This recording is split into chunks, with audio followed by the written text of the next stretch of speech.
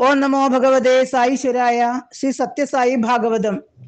സായി രാസലീല. ഭഗവാന് 20 വയസ്സ് കഴിഞ്ഞ കാലം. മന്ദിരത്തിന് ചുറ്റും നിറയെ തുളസിച്ചെടികൾ. ബാബയെ അണിയിക്കാനായി ഭക്തന്മാർ തുളസി ഇലകൾ നുള്ളി മാലയുണ്ടാക്കും.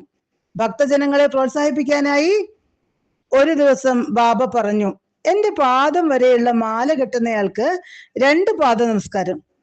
അത് പറഞ്ഞു കഴിഞ്ഞതും സായി മറഞ്ഞതും ഒരുമിച്ചായിരുന്നു. അവർ ബാബയെ എല്ലായിടത്തും തിരഞ്ഞു. വലിയ തുളസിച്ചെടികളുടെ ഇടയിലും തിരഞ്ഞു. ഒടുവിൽ അവർ മടുത്തു.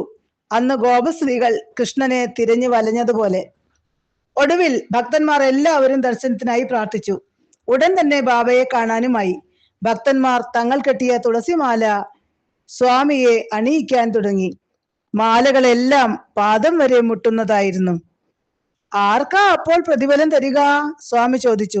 പിന്നീട് ബാബ പറഞ്ഞു, എല്ലാവരും മാല ഉരുട്ടി പന്ത് പോലെയാക്കുക. അതിനുശേഷം ഇരുവശത്തും നിൽക്കുക. ഭഗവാൻ നടുവിൽ നിന്നു. അവർ മാല ഉരുട്ടി പന്ത് പോലെയാക്കി. പിന്നീട് തുളസി പന്തുമാല ഇരുവശത്തേക്കും എറിഞ്ഞു കളിക്കാൻ ഭഗവാൻ പറഞ്ഞു.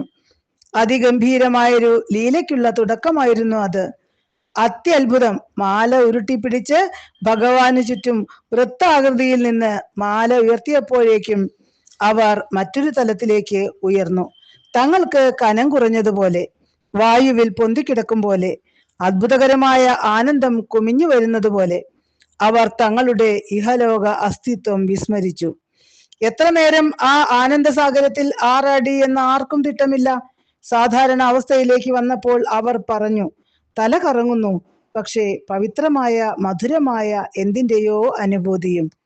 ഭക്തന്മാർ തനിക്കൊപ്പം നൃത്തം ചെയ്യുകയായിരുന്നെന്നും രാസലീലയാണ് ഇവിടെ അരങ്ങേറിയതെന്നും ഭഗവാൻ കരുണയോടെ പറഞ്ഞു. ദ്വാപരയുഗത്തിൽ ശ്രീകൃഷ്ണൻ ഗോപവധുക്കൾക്കൊപ്പം ആടിയ ദിവ്യലീല. ഭഗവാൻ ബാബ ആ ലീല ഇങ്ങനെ വിശദമാക്കി. അന്ന് ശ്രീകൃഷ്ണൻ ഗോപികമാർക്കൊപ്പം ഞാനിപ്പോൾ കേളിയാടിയ വിധം ലീലയാടി.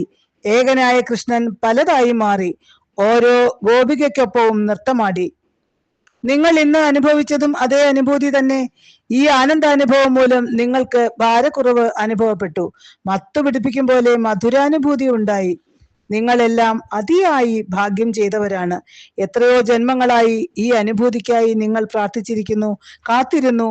ഇപ്പോൾ നിങ്ങൾ അനുഭവിച്ചത് ദിവ്യാനുഭൂതിയുടെ ചെറുകണിക മാത്രം.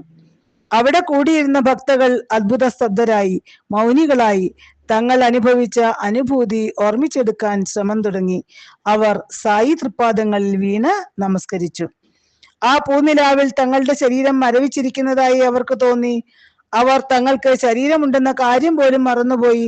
വിവരണാതീതമായ ഏതോ അനുഭൂതി തലങ്ങളിലൂടെ തങ്ങൾ കടന്നുപോയെന്ന് പിൽക്കാലത്ത് അവർ ഭക്തസമൂഹത്തോട് വെളിപ്പെടുത്തി.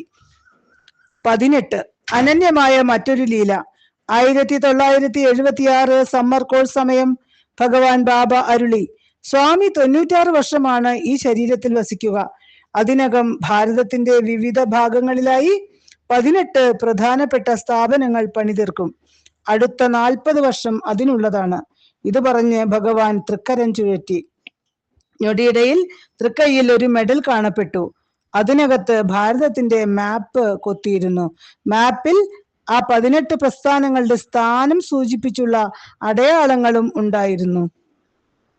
മൈക്രോസ്കോപ്പിൽ കൂടി നോക്കിയപ്പോൾ അത്ഭുതകരമായ മറ്റൊരു കാര്യവും കൂടി കണ്ടെത്തി. ഭാവിയിൽ ഇനി ഉണ്ടാകാൻ പോകുന്ന നേട്ടങ്ങളുടെ വിവരങ്ങൾ ദേവനാഗരിയിൽ അതിൽ രേഖപ്പെടുത്തിയിരിക്കുന്നു. ഓം തത് സത്ത്.